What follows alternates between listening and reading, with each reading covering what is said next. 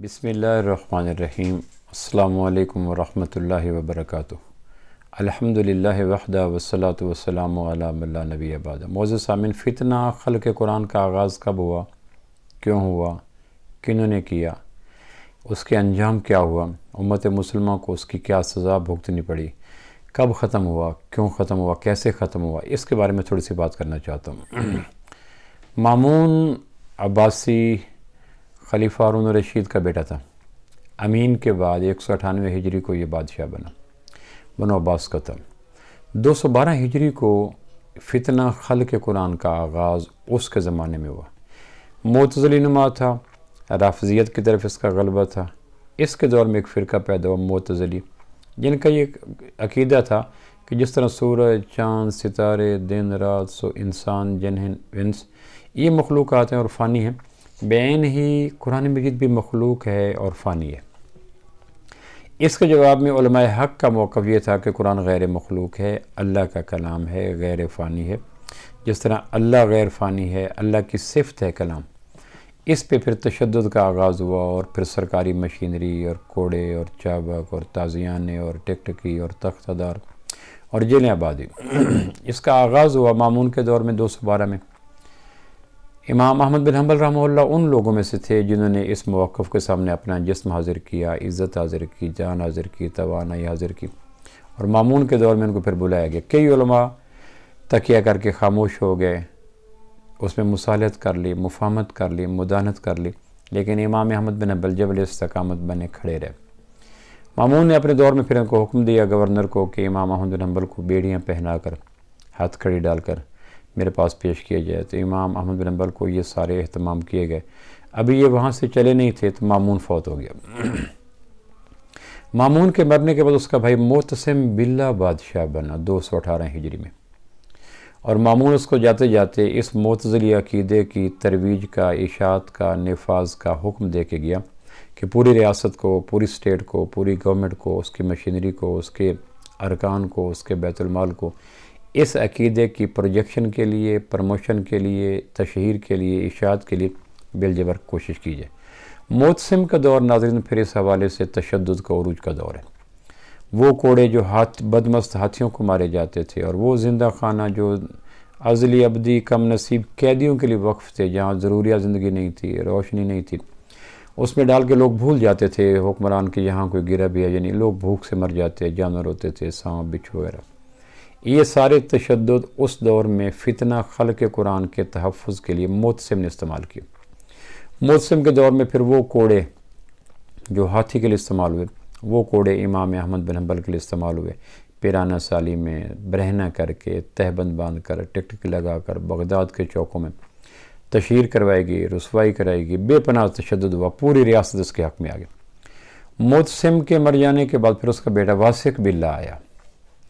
واسق باللہ کے دور میں بھی یہ جبر بدستور قائم رہا، بلکہ واسق تو یہ کہا کرتا تھا کہ اگر کسی علاقے میں کوئی مؤذن ہو، امام ہو، خطیب ہو، واعظ ہو، دینی قوت ہو، اور وہ فتنہ اور وہ خلق قرآن کے قائل ہو، تو اس کو میرے سامنے پیش کیا جائے، میں اس کو اپنے ہاتھ سے قتل کروں گا تاکہ اس کا تنہا ثواب مجھے ملے۔ عملاً وہ کہا کرتا تھا کہ فتنہ خلق قرآن کے قائل نہ ہونے والے آدمی کو میرے حوالے کیا جائے۔ ایک واقعہ ہوا اسی معتصم کے دور میں۔ ایک دن ایک قیدی لایا گیا اس طرح دربار میں کہ اس پہ کیا الزام ہے کہ یہ خلق قرآن کا قائل نہیں ہے۔ تو واسق باللہ کہنے لگا اس کو میں اپنے ہاتھوں سے قتل کروں گا۔ تو قیدی بولا کہ میرا جرم کیا ہے؟ تو معتزلی دربار احمد بن ابی داؤد جو معتزلی تھے وہ بیٹھے تھے، انہوں نے کہا تیرا جرم ہے خلق قرآن کا تو قائل نہیں ہے، قرآن کو غیر مخلوق کہتے ہیں، دائم کہتے ہیں۔ تو اس نے کہا پھر اس کی سزا کیا ہے؟ قیدی نے کہا بڑے اعتماد سے، بڑے پرسکون انداز میں، اس نے کہا اس کی سزا قتل ہے۔ اس نے کہا شریعت میں قتل 3 سزاؤں کی وجہ سے ہوتا ہے۔ ایک شادی شدہ آدمی زنا کرے تو سزا قتل ہے، دین سے آدمی منحرف ہو جائے تو سزا قتل ہے، کسی کو ناحق قتل کرے تو سزا قتل ہے۔ میں نے قتل کوئی نہیں کیا، میں نے زنا کوئی نہیں کیا، میں دین سے منحرف نہیں ہوا، تو تم مجھے قتل کیوں کرتے ہو؟ تو انہوں نے کہا تم خلق قرآن کے عقیدے کے قائل نہیں ہو، اس لیے تم دین سے نکل گئے۔ تو قیدی نے پوچھا، معتصم واسق باللہ سن رہا تھا، قیدی نے پوچھا کہ مجھے ایک سوال کا جواب دیا جائے کہ کیا حضور پر نور صلی اللہ علیہ وسلم کو اس عقیدے کا علم تھا کہ خلق قرآن ماننا چاہیے؟ تو دربار میں سکوت آ گیا، خاموشی چھا گئی، کوئی بولا نہ۔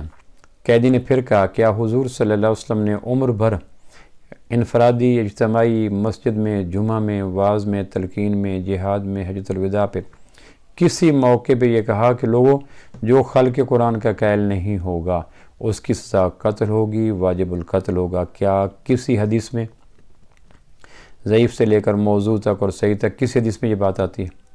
تو احمد بن ابی داؤد بولا، حضور صلی اللہ علیہ وسلم کو اس مسئلے کا علم تھا۔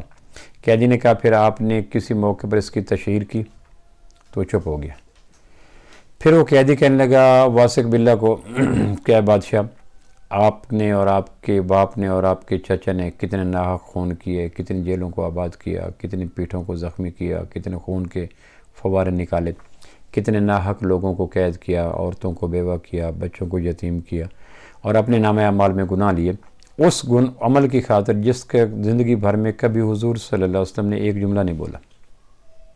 اور کل اللہ پوچھے گا کہ جس معاملے میں میرے محبوب نے کبھی قولاً، فعلاً، اشارتاً، کنایتاً ایک بات نہ کی، تم نے پوری ریاست کا بیت المال، ریاست کی مشینری، اپنی قوت، سارا اس مسئلے پہ کیوں جھونک دی جو مسئلہ اللہ کے محبوب جن کے ذمہ تھا، هو الذی بعث فی الامیین رسولا منہم یتلو علیہم آیاتی، اور جن کے ذمہ تھا کہ لیذھب علی الدین کلہ ولو کرہ المشرکون، کہ پورے دین پر اسلام کو غالب کرنا جن کا مقصد تھا، انہوں نے کبھی بھی اس مسئلے میں ایک بھی قول نہ کہا، اور آپ کی پوری ریاست اس پہ لگی ہے۔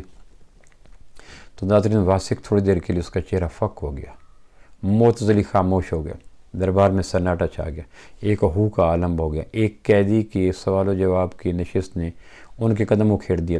واثق اٹھا، گھر چلا گیا، اور گھر جا کر تھوڑی دیر سوچتا رہا کہ میں نے کتنے قتل کیے، کتنوں کو پٹوایا، کتنوں کو پابجولہ کیا، کتنوں کو تخت دار پہ لگایا، اور کتنوں کو جیل خانوں میں بھیجا، اور کتنوں کو بے روزگار کر دیا، کتنوں کو معذور کیا، میں نے اس پہ کتنا سرمایہ لگایا، کل میں اللہ کو کیا جواب دوں گا؟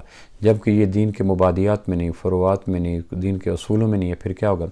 باہر آیا، اس نے کہا، آج کے بعد بنو عباس کی ریاست میں خلق قرآن کے بارے میں نہ اشارتاً کوئی بات کی جائے گی، نہ کنایتاً کوئی بات کی جائے گی، اور جو اس پہ جتنے قیدی ہیں سب کو آزاد کر دیا جائے، اور جتنے کو قتل ہوئے ان کو خون بہا دیا جائے، اور اس قیدی کو عزت کے ساتھ اس کے وطن پہنچایا جائے۔ ناظرین، یہ قیدی ابو عبد الرحمن عبداللہ امام نسائی اور امام ابو داود کے استاد تھے۔